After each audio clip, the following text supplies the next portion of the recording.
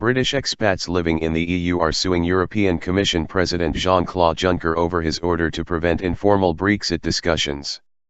Mr Juncker insists there can be no negotiations until the UK triggers Article 50, the withdrawal process. The expat group wants immediate talks about the implications of Brexit for Britons living in other EU countries. UK Prime Minister Theresa May has pledged to trigger Article 50 by the end of March. But she also called for preparatory work with EU governments, before the official negotiations, to help smooth the process of UK withdrawal. The non-profit association Fair Deal for Expats has issued a legal challenge against Mr Juncker at the European Court of Justice, ECJ. The group alleges that his presidential order concerning Brexit discussions is an unlawful gagging order which must be annulled immediately. Croft solicitors, representing the expats in the case, told the BBC that there is no such thing as a presidential order in the European Commission. Mr Juncker and some other European politicians have warned against an a la carte deal for the UK which might encourage other EU members to cherry-pick EU policies, unravelling the rulebook. No prior discussions. In a speech on June 28, 4 days after the Leave campaign won the UK referendum, Mr Juncker said, "I have forbidden commissioners from holding discussions with representatives from the British government, by presidential order, which is not my style. I have told all the Commission Directors General that there cannot be any prior discussions with British representatives.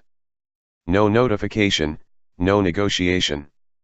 On Friday Mr Juncker insisted again that the EU must not compromise on free movement of labour during the Brexit divorce talks. It is among the EU's cherished 4 freedoms, the others being free movement of capital, goods and services, that members of the EU single market have to respect. Speaking in Paris, Mr Juncker said you can't have one foot in and one foot out. On that point we must be intransigent. I can see the manoeuvring. Discrimination claim. Many UK politicians want a deal that would allow the UK to keep key single market advantages while also limiting the numbers of EU migrants entering the UK. Mr Juncker warned against secret talks in dark rooms, with curtains drawn, with British government representatives. "If we start unravelling the EU internal market, we will set in train the end of Europe," he said. There are just under 1.2 million UK citizens living in other EU countries, the largest group being in Spain, just under 310,000, followed by Ireland, 255,000, and France, 185,000, according to United Nations data. Wynne Edwards, a member of Fair Deal for Expats living in France, said Mr Juncker's order was an attempt to influence legitimate discussion on Brexit among UK citizens, and so amounted to discrimination.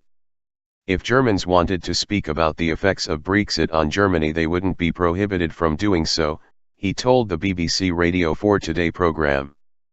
Healthcare is among the key concerns of British expats, he said, citing the case of a Briton who had been getting cancer treatment in France, but had been refused some medication in the UK. "We ought to be allowed to find out what the lines in the sand are, what is negotiable and what isn't," he said.